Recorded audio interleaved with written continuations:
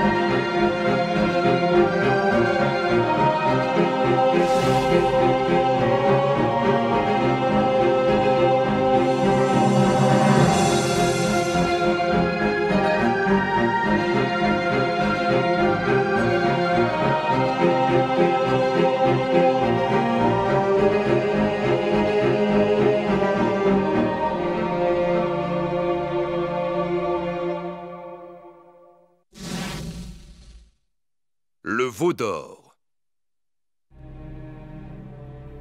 Cela faisait longtemps que Moïse était parti pour le mont Horeb. Et personne ne savait quand il en descendrait, ni même s'il en descendrait un jour. Un nuage entourait le sommet de la montagne. Le peuple d'Israël, qui attendait Moïse, voyait là le signe de la présence du Seigneur. Les jours passaient, un à un, et Moïse était toujours occupé à s'entretenir avec Dieu.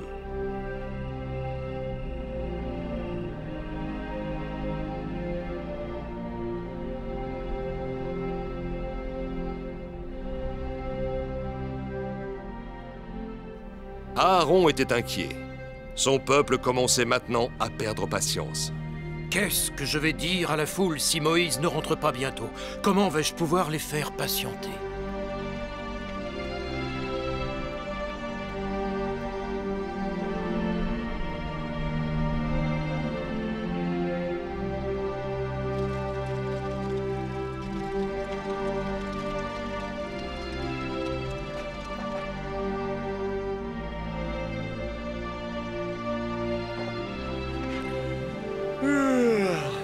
Je crois qu'il ne redescendra jamais de cette montagne. Moi, j'attends encore une journée, pas plus. On perd notre temps. Mais qu'est-ce que vous faites? Vous ne pouvez pas partir. Sinon, vous serez damnés pour l'éternité. Oh, fiche-nous la paix. C'est peut-être bien toi qui seras damné. On s'en va et on emporte tout. Je n'en crois pas mes oreilles. Je suis votre grand-père. Vous me devez le respect. Tu n'es qu'un vieux fou. À mon avis, tu vas mourir ici si tu t'obstines à attendre Moïse. Et ils partirent sans se retourner, laissant derrière eux le pauvre vieillard. Celui-ci les regarda s'éloigner. Le lendemain, Josué comptait les jours depuis lesquels Moïse était absent.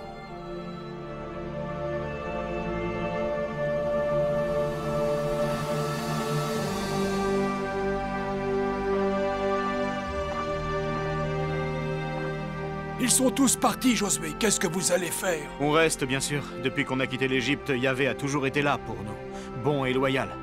Alors j'attendrai avec vous. Tous se préparèrent à passer une autre nuit dehors à attendre Moïse. Le vieil homme alluma un feu afin de tenir les animaux sauvages à distance.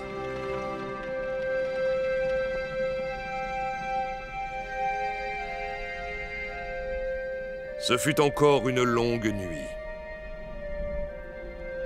Et au matin,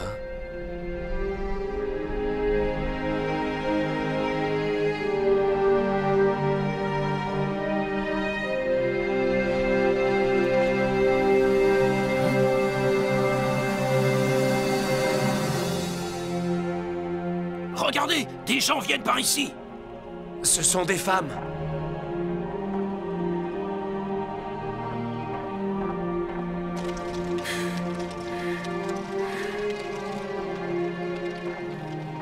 Nous sommes revenus pour attendre avec vous. Très bien, nous resterons ici jusqu'à ce que Moïse redescende de la montagne. Voilà 38 jours qu'il est parti. Depuis le temps, des lions pourraient l'avoir dévoré. Si je retourne au campement, qu'est-ce que tu aimerais que je dise à tes enfants? Je les aime tant. Mais dis-leur que leur père ne peut pas rentrer parce qu'il doit obéir à la volonté de Yahvé. Si tu ne rentres pas, j'attendrai avec toi. Moi aussi, je veux voir Moïse redescendre de la montagne. Les femmes avaient apporté avec elles de la nourriture. Les hommes, ravis, firent honneur au repas.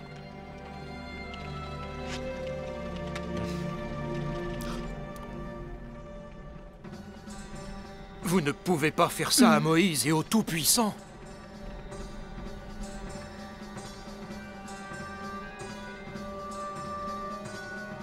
On veut vivre. Toi, tu vas mourir. Fiche le camp, Aaron. Vous en avez assez d'attendre que Moïse redescende. Il ne s'agit pas que de ça. On ne veut plus d'un Dieu invisible qui ne s'adresse qu'à Moïse et jamais directement à nous. Qu'est-ce que vous racontez? Ce n'est pas à vous de décider comment doit être votre Dieu. Les Égyptiens en ont de très beaux dans leur temple, et ils peuvent les emporter avec eux sur la route, jouer de la musique et danser en leur présence. Pourquoi ne fait-on pas comme eux? Enfin, vous savez que ce n'est pas pour cette raison qu'on a fait tout ce chemin depuis l'Égypte. Un autre prophète qui s'était rendu sur le mont Horeb s'est fait dévorer par des lions. Peut-être qu'il est arrivé la même chose à Moïse. Mon père m'a dit de vénérer le Dieu invisible, celui d'Abraham, Isaac et Jacob. Je n'en veux pas d'autre. Vous oubliez ce que Yahvé a fait pour vous, la manne dans le désert et l'eau qui a jailli de la pierre d'Horeb. Si Dieu existe, qu'il me punisse pour ce crime.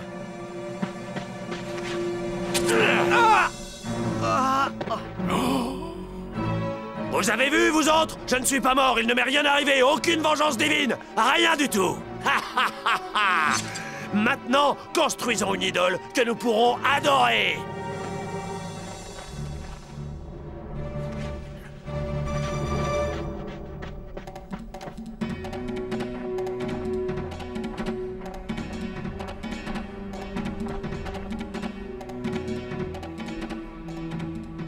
Seigneur, dites-moi ce que je peux faire. Beaucoup d'entre nous ont des objets en or. Il suffirait de les fondre et d'en faire une statue à idolâtrer. Ça devrait apaiser toutes les tensions. Peut-être que Moïse est effectivement mort. Dans ce cas, répondons au désir du peuple. C'est encore ce que nous avons de mieux à faire. Une statue? D'accord, mais quel genre de statue? Le peuple hébreu était convaincu qu'il ne lui restait plus qu'à se créer un dieu qu'il pourrait vénérer. Alors, ils se dépouillèrent de leurs biens les plus précieux. Colliers, bracelets, bagues, boucles d'oreilles et même pièces de monnaie. Quand ils eurent amassé suffisamment d'or, ils se mirent au travail.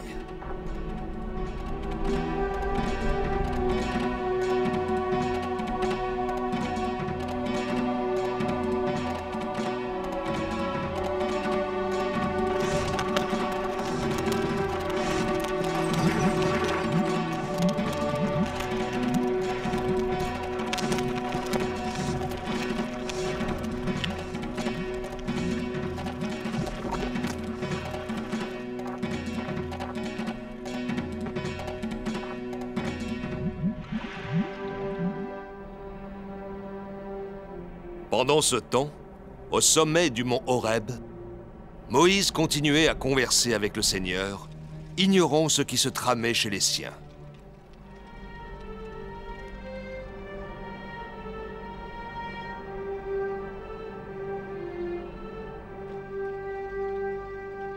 Le peuple était impatient de découvrir l'apparence de son nouveau Dieu.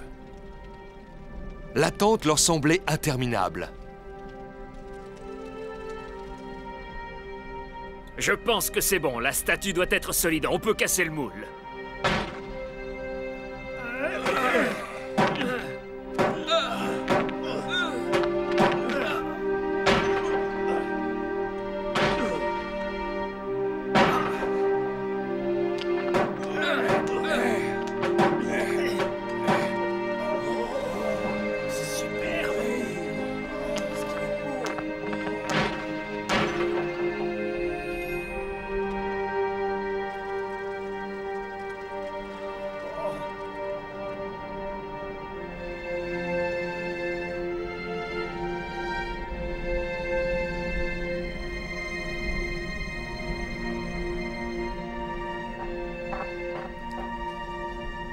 Voici votre nouveau dieu, celui qui vous a permis de fuir l'Égypte. Vénérez sa gloire. Est-ce que celui-là pourra également nous nourrir comme l'autre l'a déjà fait?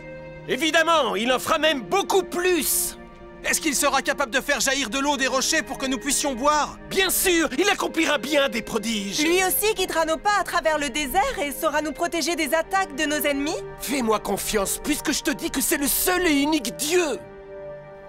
Tous se prosternèrent devant l'idole païenne afin de l'adorer. Toute la nuit, hommes et femmes fêtèrent leur Dieu. Ils burent, mangèrent et dansèrent jusqu'à épuisement. Aaron était triste et inquiet. Le veau d'or avait pris dans le cœur et l'esprit de ses compagnons la place qui revenait à Dieu. Au campement, la situation empirait de jour en jour. Tous étaient satisfaits de leur nouvelle idole et semblaient avoir oublié Moïse et son Dieu.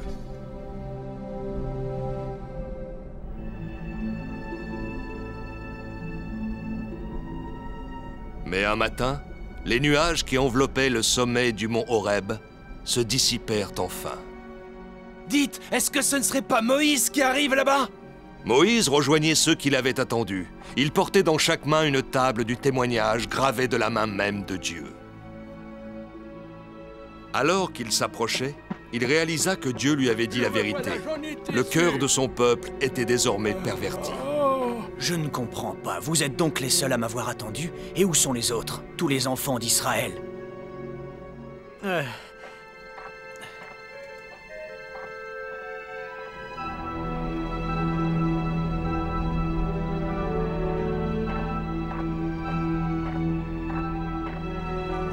Regardez.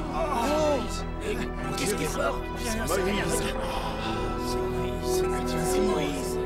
Tient-il dans ses mains? Oh, Moïse! Oui, c'est bien lui. Je n'arrive pas à y croire. Je croyais qu'il était mort. Qu'est-ce qu'on va faire? Il est de retour.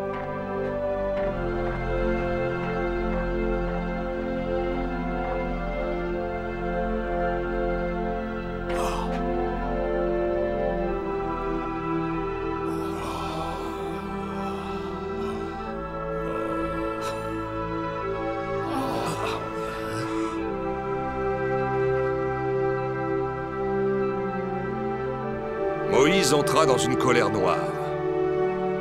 Il jeta à terre une des tables qui se brisa en 1000 morceaux.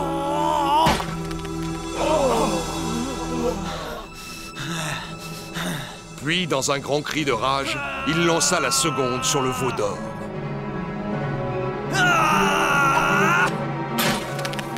Soudain, il arracha l'épée d'un des soldats et frappa l'idole encore et encore, jusqu'à ce que l'arme finisse par se briser.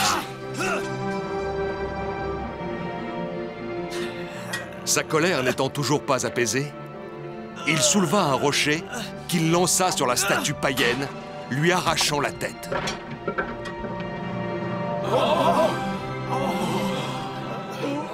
Elle vacilla sur son socle avant de s'effondrer dans un grand fracas.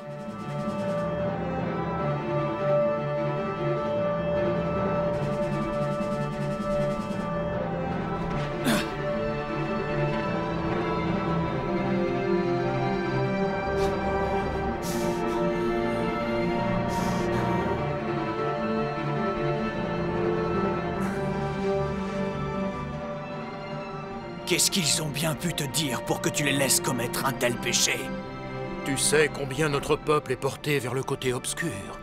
Mais toi, comment as-tu pu les y encourager?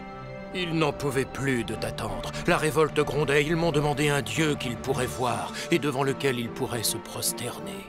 Pourquoi as-tu cédé si facilement à leurs prières? Ils m'ont dit, nous ne savons pas ce qui est arrivé à Moïse, l'homme qui nous a permis de fuir l'Égypte. Je n'avais pas d'autre choix. Ils m'auraient tué. Ils pensaient que tu avais été dévoré par quelques bêtes sauvages. Puisse Yahvé me pardonner, ainsi qu'à tous ceux qui l'ont offensé.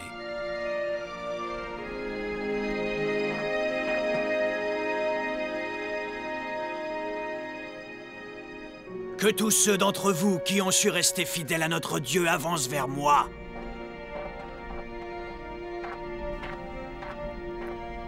Je suis Abiasaph. Les fils de la tribu Lévi sont avec vous et sont prêts à vous obéir. Au nom de Yahvé, parcourez le camp et tuez tous vos frères, vos amis, vos voisins et tous ceux qui ont trahi leur foi en négligeant le seul et unique Dieu d'Israël.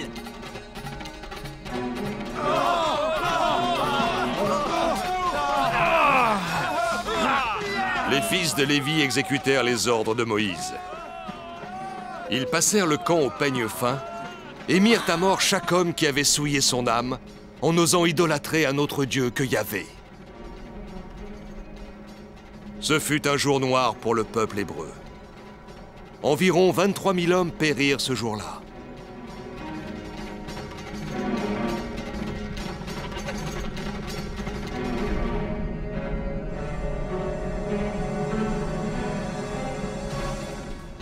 Alors Moïse remonta sur la montagne afin de parler à Dieu.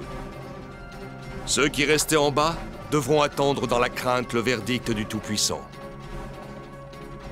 Vous, les enfants de Lévi, vous avez su rester fidèles à Yahvé. Puissiez-vous tous recevoir la bénédiction divine. Quant aux autres, vos pères, vos frères et vos fils, ils ont péché contre lui et ont eu le châtiment qu'ils méritaient. Je dois maintenant retourner là-haut. Je vais demander pardon à notre Seigneur pour l'abominable péché que vous avez commis. Pendant que je me rendrai jusqu'à lui, je vous demande de prier son nom et de m'attendre ici.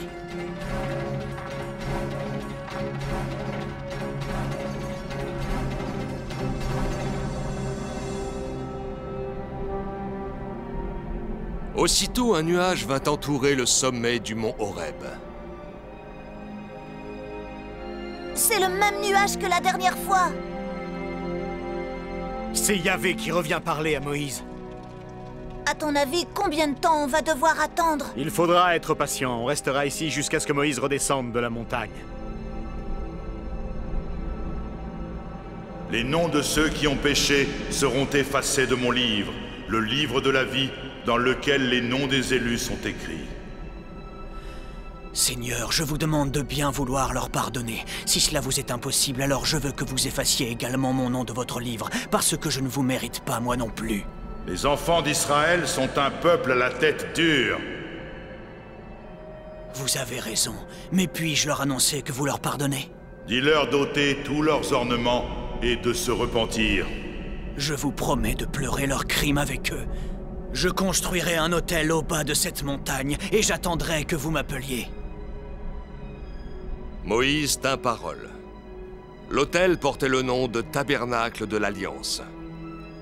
Lorsque Moïse y entrait, un nuage descendait du ciel et se tenait à la porte du lieu saint. C'était le Seigneur qui lui parlait. Un jour, il lui dit « Trouve 2 tables de pierre qui soient comme les premières, et j'y écrirai les paroles qui se trouvaient sur les tables que tu as brisées. » Ainsi Moïse demanda qu'on taille 2 nouvelles tables identiques à celles que lui avait confiées Yahvé.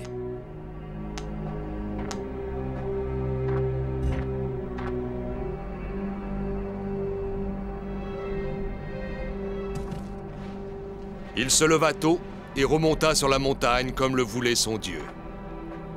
Il portait avec lui les 2 nouvelles tables.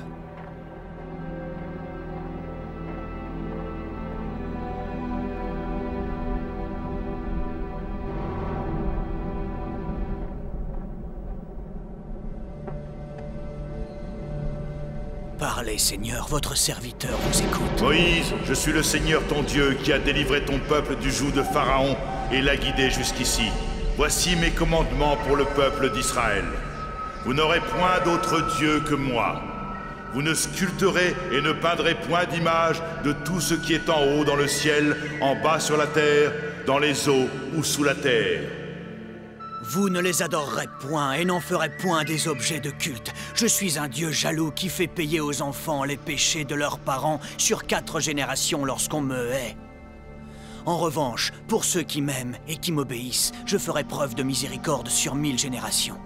Vous ne prendrez point en vain le nom de l'Éternel votre Dieu, car l'Éternel ne laissera point impuni celui qui prendra son nom en vain.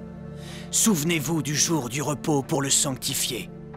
Vous travaillerez durant 6 jours et accomplirez toutes vos tâches. Mais le 7e jour est le jour du repos. Il est dédié à l'Éternel, votre Dieu. Vous ne ferez aucun ouvrage, ni vous-même, ni votre fils, ni votre fille, ni votre serviteur, ni votre servante, ni votre bétail, ni l'étranger qui sera chez vous.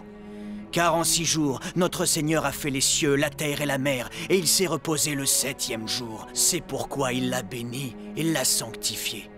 Honorez votre père et votre mère, afin que vous viviez longtemps sur la terre que Yahvé vous a donnée.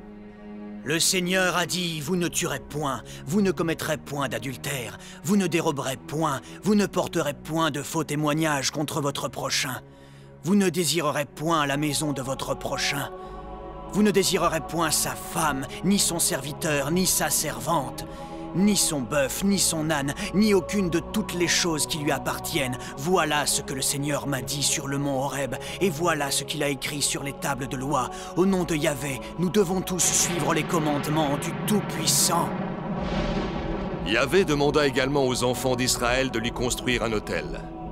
Seuls Moïse et Josué, son fidèle compagnon, avaient accès au sanctuaire.